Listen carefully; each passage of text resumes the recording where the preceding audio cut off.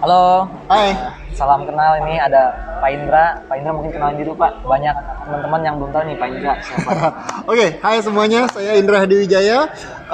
Saya kenal Denny adalah di komunitas CS Indonesia. Kebetulan saya adalah Ketua Umum Nasional Komunitas CS Indonesia. Sementara Denny adalah Ketua DPD Balikpapan atau DPD Kalimantan Timur. Nah, untuk profesi saya sendiri sebenarnya adalah sebagai seorang Certified Financial Planner atau perencana keuangan yang tersertifikasi. Berarti bisa ngajarin cara saving uang gimana Pak ya? Bisa banget. Untuk anak milenial gimana Pak? Wih, bisa banget. Oke, tips untuk milenial adalah sebenarnya saya ngiri sama anak-anak milenial. Kenapa? Karena saat ini yang namanya nyari duit buat milenial tuh gampang banget. Ada yang main ML, Mobile Legend, terus kemudian dapat duit, betul ya? Jadi influencer dapat duit. Kemudian jadi YouTuber, jadi food blogger, jadi bikin vlog dan lain-lain, bahkan dari TikTok, dari apa lagi? Dari Instagram, banyak banget lah cara-cara untuk mencari uang. Cuma yang jadi masalah yang saya temui adalah kebanyakan dari mereka adalah cari duitnya gampang, tapi kemudian setelah 1 bulan, 2 bulan, 3 bulan, 1 tahun nggak ada hasilnya. Nggak ada hasilnya. Ya. Rekening ya segitu-segitu aja. Padahal penghasilan banyak, tapi pengeluaran pun ikut nambah. Nah itu yang banyak ketemu di lapangan. Gitu ya. Jadi cara gimana? Jadi kan anak muda zaman sekarang cari uang gampang nih. Tapi kan biasanya lapar mata nih. Nah, gimana supaya anak muda ini bisa punya saving dana? Kan kita perlu punya saving dana nih. Biasanya kalau nggak salah 3 kali dari keperluan kita sebulan ya. Dana darurat ya. Dana darurat ya. Nah, gimana ya anak muda zaman sekarang milenialnya bisa saving duit? Caranya? Oke, saya akan bagi tipsnya secara yang paling gampang. Cara yang paling gampang dan semua pasti bisa lakukan. Yang pertama adalah kita harus tahu dulu kenapa kita harus menyimpan. Gitu ya, kenapa? Karena kita hidup bukan cuma sekarang aja, tapi kita hidup adalah untuk sekarang dan masa depan. Kalau semua dananya dipakai buat sekarang, maka untuk masa depan takutnya nggak cukup. Sementara di masa depan ada biaya-biaya yang perlu kita persiapkan. Contoh paling gampang adalah satu, buat jalan-jalan.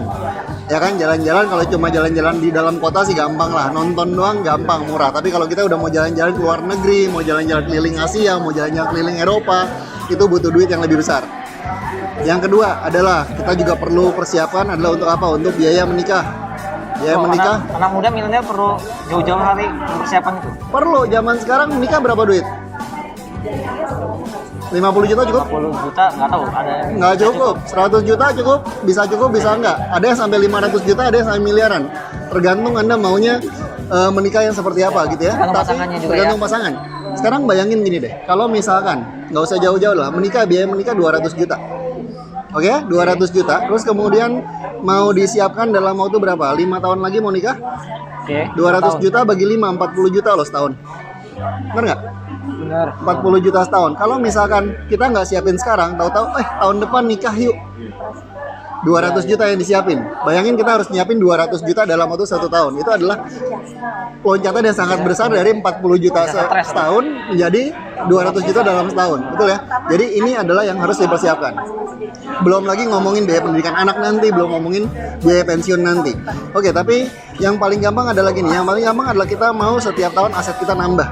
Betul ya? Kita mau lihat rekening kita, nilai kita tiap tahun nambah. Cara paling gampang untuk melakukannya dan cara paling pasti adalah menyisihkan di awal.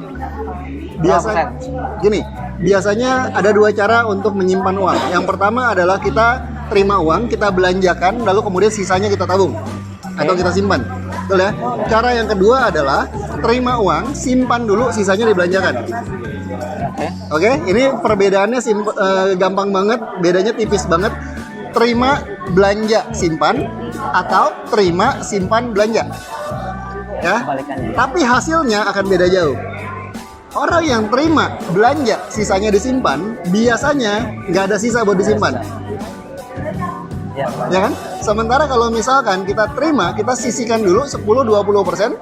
Kalau bisa 30% lebih bagus lagi.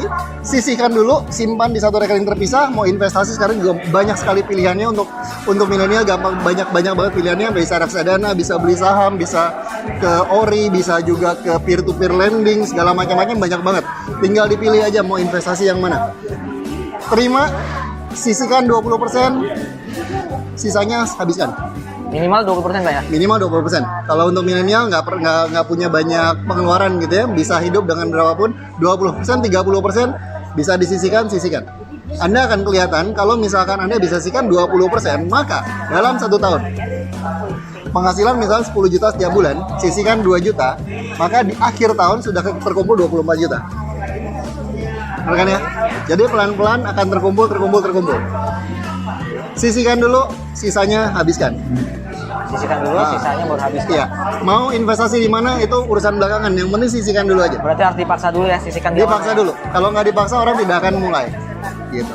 Berarti tujuan akhirnya harus jelas dulu ya. Tujuan akhir juga harus jelas. Ini kita buat apa dulu? Buat dana darurat. Dan darurat tadi Denny ngomong, dana darurat buat apa sih? Dana darurat adalah untuk semua biaya-biaya yang tak terduga yang bisa saja tiba-tiba muncul, tiba-tiba sakit, tiba-tiba mobil tabrakan, tiba-tiba motor rusak, tiba-tiba ada yang kecurian, handphone hilang, segala macamnya. Nah, ini pakai dana daruratnya. Minimal tadi Denny bilang benar 3 bulan penghasilan. Nah, ini harusnya yang dilakukan seluruh milenial sekarang ya begitu ya. Ya, Untuk tidak untuk masa depan lah sebenarnya. betul banget. Jadi kita harus mulai menyisihkan untuk masa depan. Dan ada orang yang bilang nantilah kalau misalnya penghasilan saya sudah lebih besar, baru saya mulai. Percaya sama saya itu tidak akan terjadi. Karena kenapa? Begitu penghasilan tambah besar, pengeluaran akan tambah besar. Tapi pada saat kita masih punya penghasilan terbatas dan kita bisa memaksa diri untuk menyisihkan, maka semakin tahun kita akan semakin terlatih untuk menyisihkan. Jadi otomatis terbiasa Yes. menyisihkan dulu ya. Ya, yang penting adalah kebiasaannya dulu. Oh, Oke. saya nggak bisa 20%. Ya sudah, bisa 10%? Nggak bisa 10%. Oh, 5%. Ya udah 5% mulai dulu. Tidaknya mulai dari menyisihkan dulu ya. Yes, Berapa? yang penting adalah mulai dulu dari sekarang, berapapun yang Anda bisa setiap tahun, setiap bulan, setiap tahun tambahin. Jadi itu ya nanti harus dicoba karena zaman sekarang pengeluaran nggak terduga banget kan. Ya, Apapun bisa terjadi. betul. Kalau misalkan sudah disisihkan, sisanya belanjakan terserah. Kita contoh, hari ini kita ngopi di Kopi IP. Bener ya, Kopi IP. Bisa nggak kita ngopi di Starbucks? Bisa, Bisa nggak kita ngopi di Kopi IP? bisa. Bisa juga. Jadi ini tergantung sama apa? Tergantung sama sisa tabungan biasanya. Pada saat awal bulan biasanya orang ngopinya di yang lebih mahal, Ya. sementara makin ke sini makin Cari yang murah. budget. Kalau bisa bajakin teman gitu ya. Nah, jadi ini adalah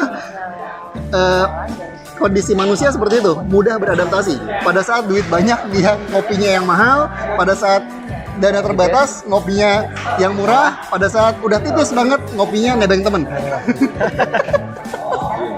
Itu Tapi ya, lakukan itu. apa itu mulai nabung dulu ya. Mulai nabung dulu. Nabung dulu, investasi ya dari Yes. awal sih wajib ya. Ah, ah. Oke Pak Indra, Oke. terima kasih Pak. Semoga berguna ya. Siap, sukses buat Denny.